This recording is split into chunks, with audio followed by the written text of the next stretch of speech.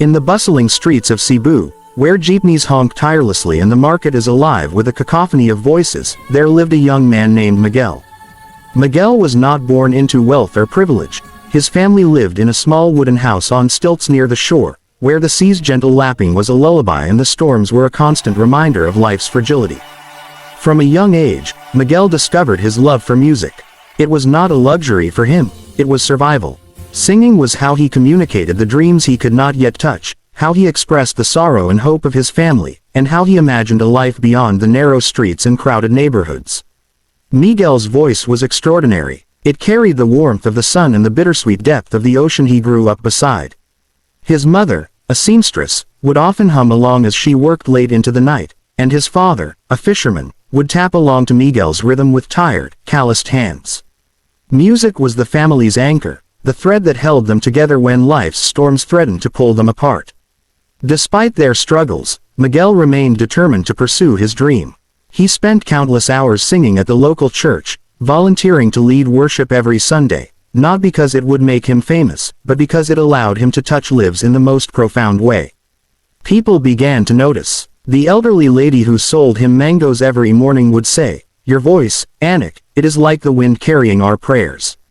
The children at the church would sit quietly, eyes wide, as Miguel sang with a maturity beyond his years. Yet, he knew the world outside Cebu's small streets would be harsh, and the chances of a poor boy making it onto an international stage were slim. But fate, as it often does, has a way of intervening. One day, a talent scout visiting Cebu heard Miguel singing at the local church. She was there for unrelated work, seeking stories of resilience for a local program, but Miguel's voice stopped her in her tracks. She approached him after the service and said, "Miguel, have you ever thought about sharing your gift with the world?" At first, Miguel laughed nervously. He had dreamed of bigger stages, yes, but the thought seemed impossible. How could a boy from a small fishing village ever make it to a stage where the likes of Simon Cowell watched?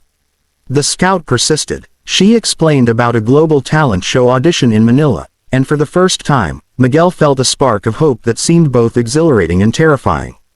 His parents, initially skeptical, eventually encouraged him. His mother's eyes shone with unshed tears as she handed him a small, worn notebook. "Sing your truth, Miguel," she said softly. "Let them hear your heart." The journey to Manila was overwhelming. Miguel had never been on a plane, and the city's massive skyline and endless crowds were a world away from Cebu's familiar streets.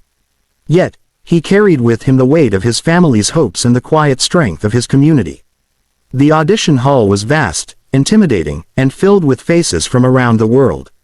Contestants sang with polished perfection, practiced choreography, and impeccable costumes. Miguel, in his simple white shirt and worn jeans, felt out of place.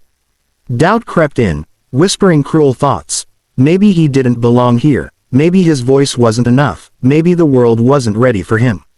When it was his turn, he stepped onto the stage, the lights blinding him momentarily, the audience a blur of faces, cameras, and judges. Simon Cowell sat in his chair, his expression typically unreadable, eyes sharp, waiting for a performance that could impress or disappoint. Miguel took a deep breath. He remembered his mother's words, his father's steady hands, guiding him through life's storms, the prayers of his community. And then he began to sing.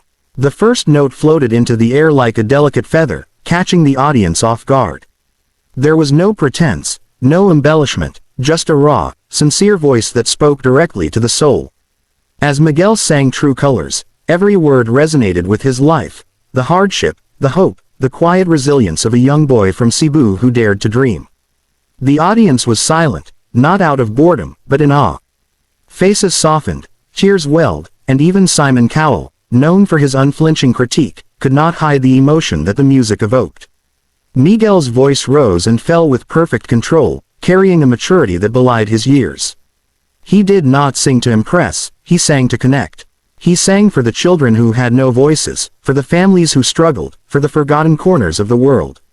And as he reached the final notes, the hall seemed to hold its breath, waiting, knowing that they had witnessed something rare, a voice that transcended stage and screen, that touched hearts in ways words could not capture. When the last note faded, there was a pause, a moment suspended in time, and then, the applause erupted. Not just polite clapping, but a standing ovation, cheers and cheers. Simon Cowell wiped a tear from his eye, a rare and vulnerable display that spoke volumes. "That was extraordinary," he said, his voice husky.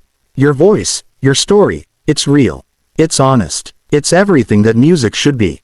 Yet, as uplifting as that moment was, Miguel's journey did not end in fame and fortune. The world of talent shows is fleeting, and the spotlight can be merciless. While he received offers and attention, he ultimately chose to return to Cebu, to the life that had shaped him, to the community that had nurtured his dreams. He continued singing at his local church, mentoring young singers, and using his gift to bring hope to those who needed it most. The recognition he gained was a testament to his talent, but it did not define him. His success was measured not by trophies, but by the lives he touched, the hearts he healed, and the inspiration he sparked. The story of Miguel reminds us that greatness is not always measured by wealth, fame, or accolades. Sometimes, it is measured by courage, sincerity, and the ability to shine light into the darkest corners.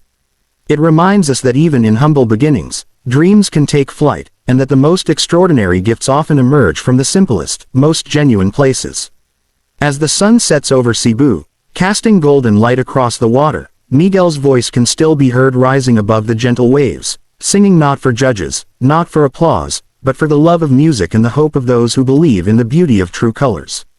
In a world that often feels cold and indifferent, his song is a reminder that there is still goodness, still inspiration, still magic waiting to be found in unexpected places. And so, the story ends not with the glitter of fame, but with the quiet triumph of the human spirit, a young man who, through sheer talent, heart, and resilience, reminded us all that even the most ordinary lives can touch the extraordinary, and that sometimes, a single voice can carry the weight of 1,000 dreams.